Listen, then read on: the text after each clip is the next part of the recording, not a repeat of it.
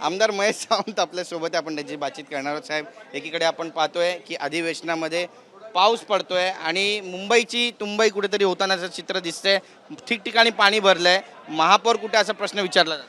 नाही नाही, कसं आहे, हे मुंबईकरांनी आता बघावं, ही सुरुवात आहे.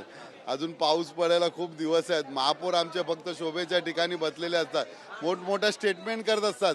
त्यांना बाकी काय अधिकार नाही, फक्त बोलायचा, 2 शब्द बोलायचा, ठाकरे घराण्यावरती बोलायचं, एवढंच त्यांना सांगितलं. बाकी कुठला डिसिजन घ्यायचा नाही, आम्हाला विचारल्याशिवाय कुठला डिसिजन घेत नाही महापौर, असा खाजगीत आम्हाला समजलं आहे. एखादा कॉन्ट्रॅक्ट जरी द्यायचा असेल तरी मुंबईचे अध्यक्ष अमित साटम यांच्याशी चर्चा करावं लागते, नाही तर मुलुंडचा एक बतलाय बुवा, त्याच्याकडे बोलावं लागतं. नक्कीच आपण पाहतो या ठिकाणी मिंदे म्हणून टीका जी केली आदित्य ठाकरेंनी, त्यावर निलेश राणेंनी उत्तर दिलंय आणि आदित्य ठाकरेंना लायकीत राहायचं असं म्हटलंय. निलेश राणेला सांगा, तुझी तरी काय लायकी होती?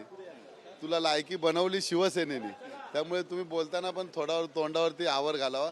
तुझी लायकी काय ती लागेल सगळ्यांना माहिती आहे. बच्चू कडू म्हणताय की दोन्ही शिवसेनेनं एकत्र व्हायला पाहिजे, महाराष्ट्र धर्मासाठी जागलं पाहिजे. नाही, ते बच्चू कडूचा स्टेटमेंट बच्चू कडूंना विचारा. आमच्याशी बातचीत केल्याबद्दल. कॅमेरा पर्सन योगेश गुरवसह गिरीश गायकवाड, TV9 मराठी, मुंबई.